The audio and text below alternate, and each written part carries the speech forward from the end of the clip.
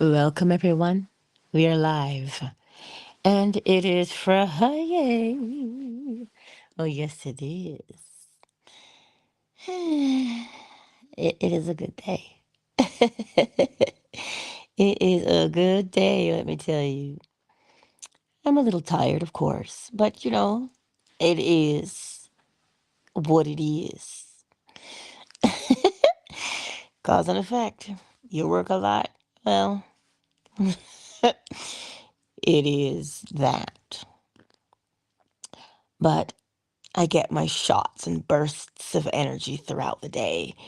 When I say, "Oh, I'm a little tired, can I have a boost?" And then I start to feel more energized. It's quite nice. It is quite nice. So today, we used to have this song in church. Draw me close to you. Never let me go. Right? We used to have that song in church. But this morning, I don't know if I'll see her this morning here on Fanbase, but this morning, I saw one of Oracle Treehouse's posts, and it was Tao calligraphy. And he was saying when you trace the calligraphy, you get the calm that has been embedded in it. The person who did it, you get it. No, I didn't listen to it with the sound on. I read the captions, right? And then automatically it triggered me in a very good way, mind you. It triggered me in that I was like, wait, that is the very essence of a thing. The old people would say you lay down with a dog, you get fleas, right? And you're just laying down with the dog. You're just next to the dog. And I thought to myself, wait a minute. The very essence, you engage with that calligraphy, you get the essence of the person who drew it. You're not drawing it, you're just tracing it. You're following the brush strokes, yeah?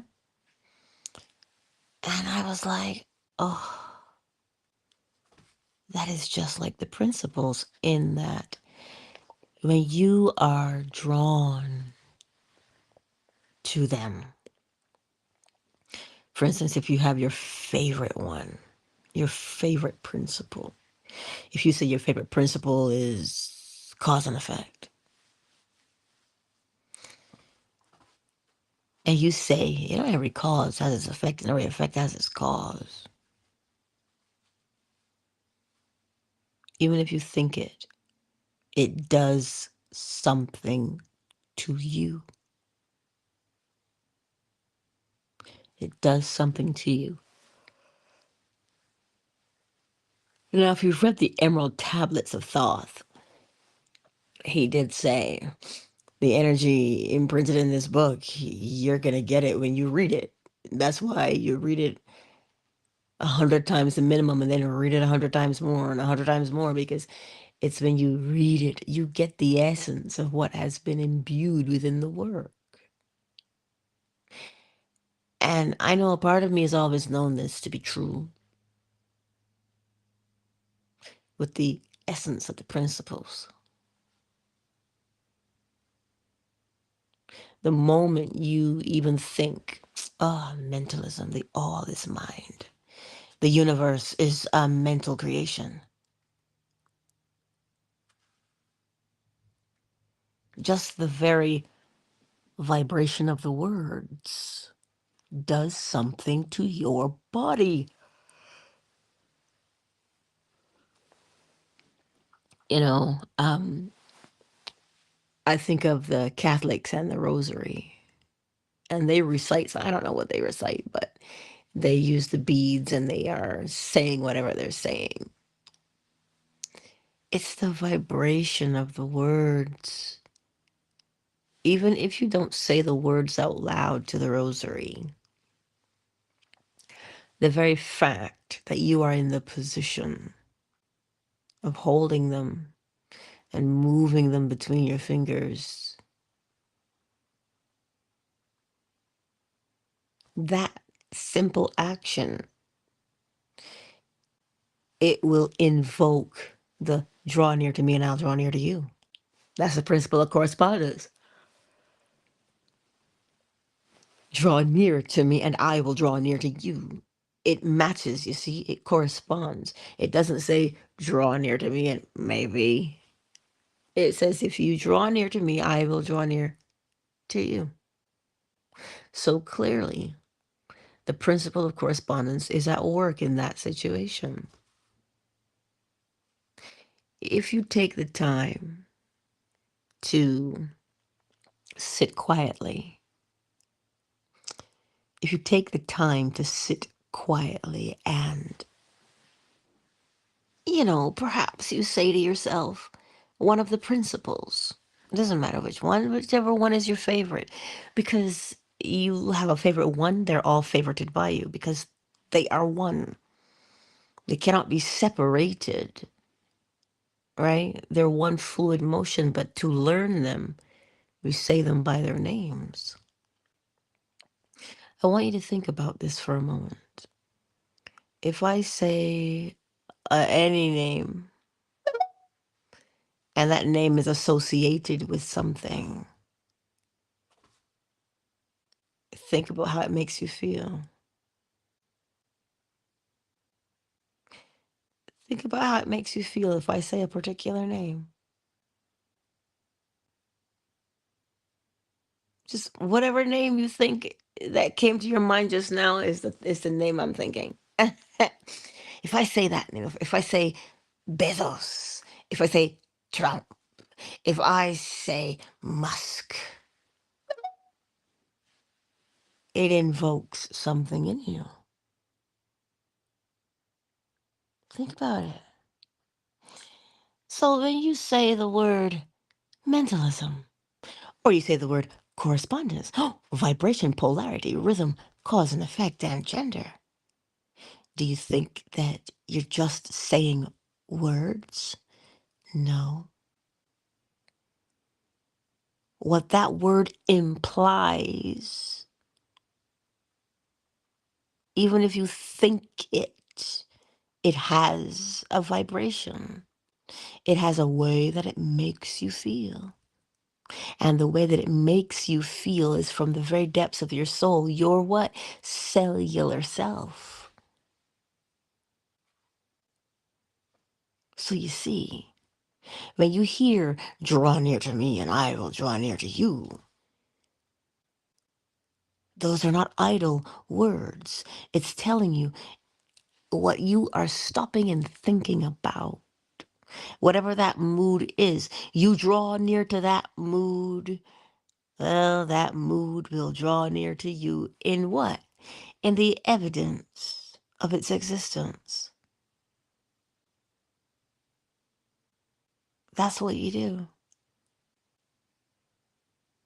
It truly is. And it's interesting, you know, the mood with which you do something with. And I see my mood change every night that I work. When it comes closing very near closing time because he'll sweep at about 9 and I'll mop at 9:30. I'll start. And for some reason, this is when people come to the store. I'm like, I don't leave my house at 9:30 say I'm going somewhere. Where y'all coming from? This is what I'm thinking. And I'm watching these people just browse. And I know what indecision looks like. So I offer the assistance. But I know my mood because now I'm tired. It's the end of the shift and I'm tired and I'm ready to go. And I said, I'm leaning up and I felt my mood and I said, well, girl, you can be annoyed, which I was, or you can help them make their choice. And I changed my mood and I said, if there was ever indecision, that is it right there. And she looked at me because it was a couple. And I said, well, what is it that you feel like having? See, because the principle went right through my mind. What do you feel like having? Cause and effect. And as soon as I asked that question, it was like a demeanor shift. Because when you draw near to the principles, don't for one moment think that you don't benefit from it.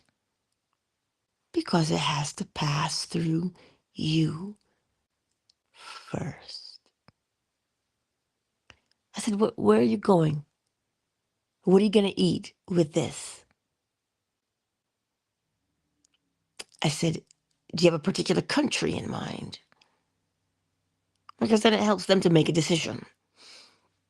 And then I knew what they were looking for. Red or white or rosé? I said, well, and they're like, oh, white. I said, dry? Not dry.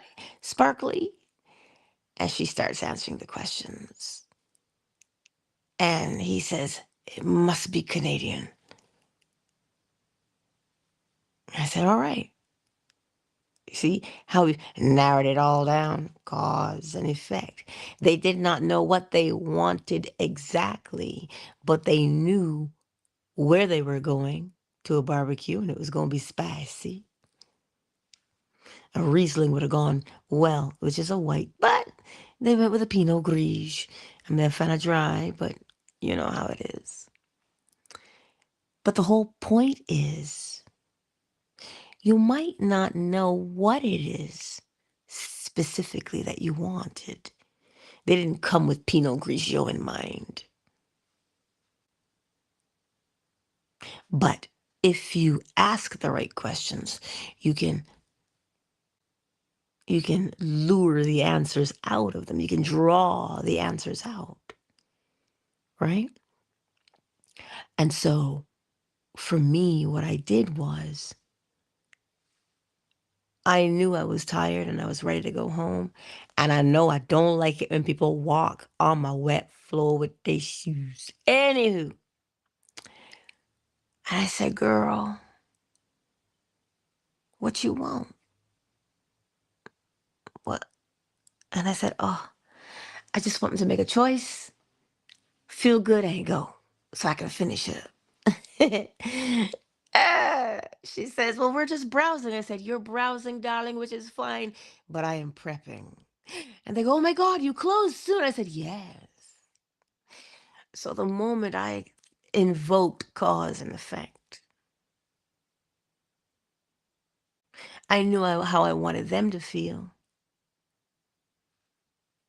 I didn't want them to feel rushed or think I was rude or whatever the case may be. So I was like, cause and effect. This is what I want. And as soon as I made that choice for cause and effect, it had its own effect upon me.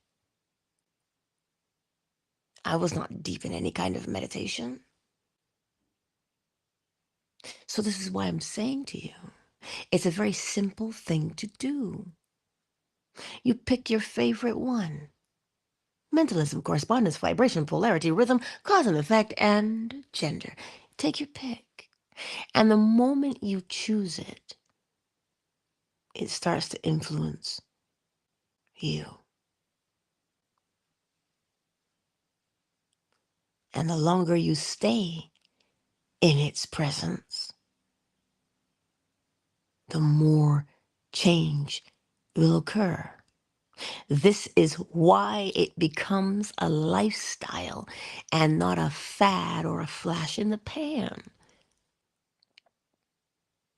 You are constantly choosing what you want to draw near to. And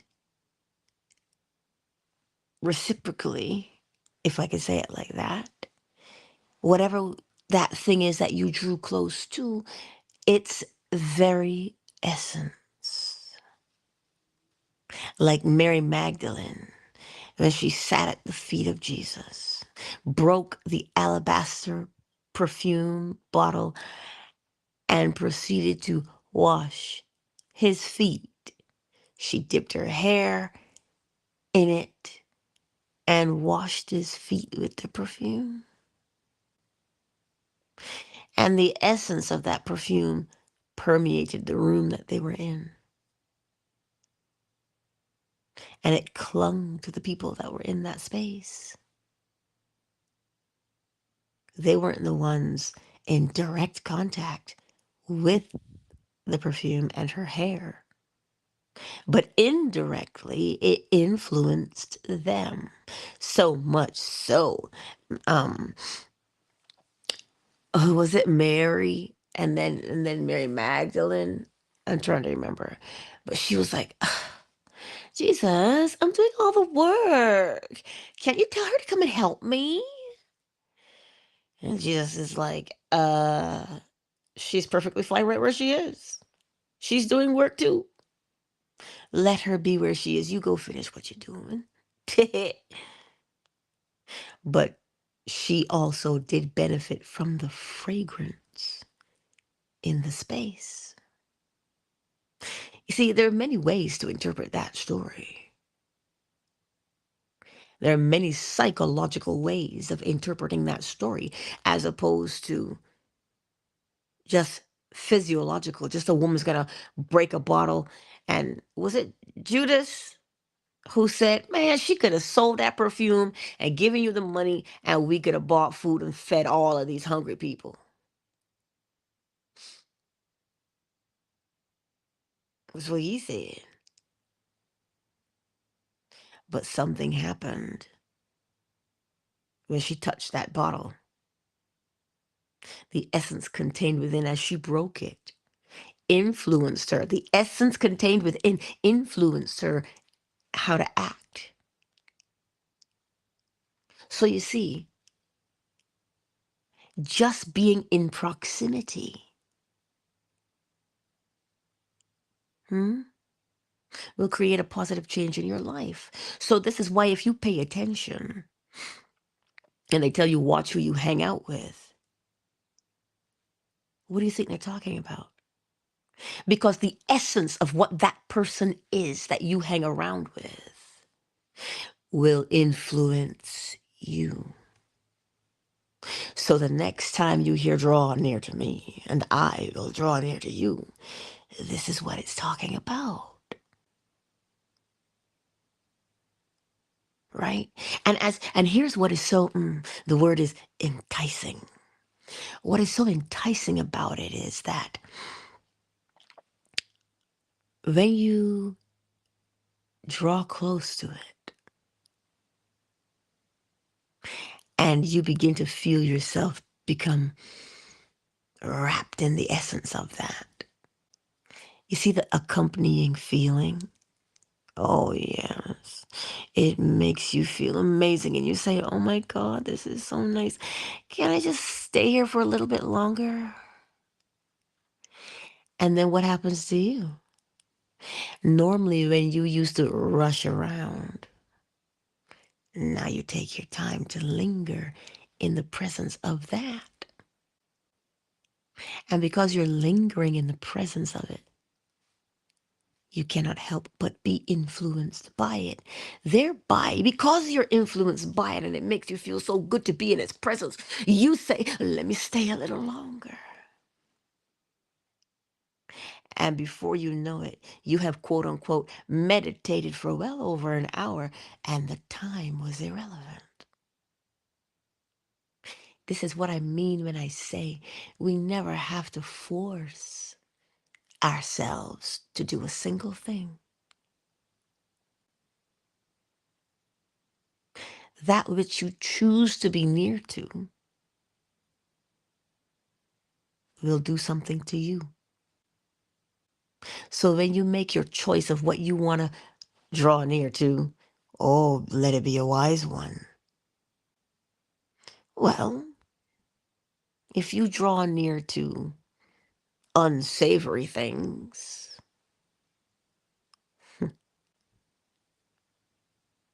what will you become?